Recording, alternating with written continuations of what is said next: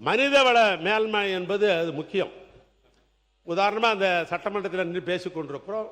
நீங்கள் முதலாக எங்கள் சட்டமன்ற உறுப்பினராக வந்த காலத்திலையும் சரி, அவை முன்னவர் இருக்கிறார் என்னுடைய நண்பர், அவை நண்பர், அவர் வந்த போதும் சரி, எங்களுடைய முதலமைச்சராக இருந்து சிறப்பாக பணியாற்றிய என்ன அண்ணன் ஓபிஎஸ் காலத்திலும் சரி, இதில் பார்த்தீங்கன்னா ஒரு 5 அடி பெரிய டேபிள் போட்டிருக்கும். 5 அடி பெரிய டேபிள், 2 பக்கம் நம்ம உட்காந்துக்குவோம், 2 பக்கம் உட்காந்துக்குவோம்.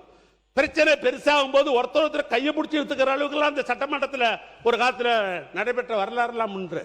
ஆனால் இன்றைக்கு இப்படி கலநயத்தோடு இந்த டேபிள், இந்த அமைச்சர் பெருமக்கள்லாம் உட்காந்துற கலநயத்தோடு டேபிள், முதலமைச்சர் உட்கார்ந்துருக்கிற கலநய டேபிள், எங்கள் எதிர்கட்சி தலைவர் உட்கார்ந்துருக்கிறது கலநயத்தோடு டேபிள், இந்த எதிர்கட்சியில் இருக்கிற நம்முடைய தோழமை கட்சி சட்டமன்ற உறுப்பினர் உட்கார்ந்து கலநயத்தோடு இருக்கிற டேபிள், இந்த டேபிள், இந்த பேசுகிற ஒலிவாங்கி என்கிற இந்த மைக்கு, இந்த செக்ரட்டரி உட்கார்ந்துருக்கிறது, இதை அத்தனையும் செய்தது திராவிட மாடல் ஆட்சியில் தமிழ்நாட்டுடைய பொதுப்பணித்துறை அமைச்சராக இருந்த நான் பார்த்து இரவு நேரத்தில் இப்படி நாம் செய்ய வேண்டும் என்று சொல்லி இதை செய்யப்பட்டது. நான் பேசின பிற்பாடு ஏதாவது பேசணும்னா உன் துறையை பற்றி பேசணும்னா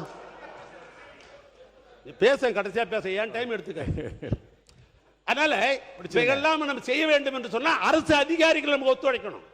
நாம் அரசாங்கம் ஒரு திட்டம் போடுகிறோம் என்று சொன்னால் அந்த திட்டம் மக்களுக்கு போய் சேர வேண்டும் என்று சொன்னால் அது அரசு அலுவலர் கையில் தான் இருக்கிறது. அதனால் சொல்லுகிறேன், உங்கள் அலுவலர் எங்கள் அலுவலர் கிடையாது.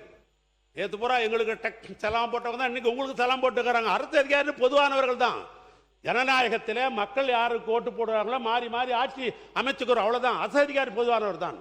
அந்த அரசு அதிகாரிகளுக்கு நல்லதே செய்ய வேண்டும் என்று எண்ணிய முதல்ல யார் தெரியுமா? என் அண்ணன் கலைஞர் தான் அரசு அலுவலர்களுக்கு உதவி செய்ய வேண்டும் நினைத்தவர். இதை சொன்னாக்கா வருங்காலத்தில் இந்த ஆட்சி இருப்பவர்களாம் செய்வீங்கன்ற அந்த நம்பிக்கைக்காக நான் குறிப்பிட விரும்புகிறேன். செய்திகளை உடனுக்குடன் தெரிந்து கொள்ள கீழ்கண்ட கேபிள் மற்றும் டிடிஹெச் நெட்வொர்க்குகளில் எம்நாடு செய்தி தொலைக்காட்சியை காணுங்கள். பாதகம் செய்பவரை கண்டால் நாம் பயம் கொள்ளலாகாது பாப்பா. மோதி மிதித்து விடு பாப்பா, அவர் முகத்தில் உமிழ்ந்து விடு பாப்பா. அண்மை செய்திகளை உடனுக்குடன் தெரிந்து கொள்ள இணைந்திருங்கள் எம்நாடு தொலைக்காட்சியுடன்.